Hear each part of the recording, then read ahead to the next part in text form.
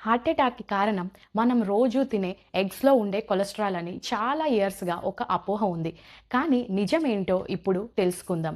ఒక ఎగ్‌లో అప్రాక్సిమేట్‌గా 160 MG of cholesterol అనేది ఉంటది. అది ఎక్కువగా పచ్చసొనలో ఉంటది.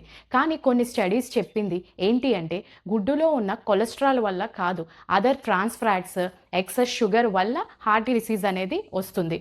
ఇంకా ఈ ఎగ్‌లో హై క్వాలిటీ ప్రోటీన్ ఉంటది. ఇంకా హెచ్‌డీఎల్‌ని పెంచుతది. అంటే మంచి కొలెస్ట్రాల్‌ని కూడా పెంచుతది. ఇంకా ఇందులో ఫోలేట్, విటమిన్ బి12 ఉండడం వల్ల ప్రెగ్నెంట్ లేడీస్ కూడా చాలా బాగా మంచిది. అంటే వాళ్ళలో మంత్స్ పెరుగుతున్న కొద్దీ కూడా వాళ్ళు హ్యాపీగా తినొచ్చు.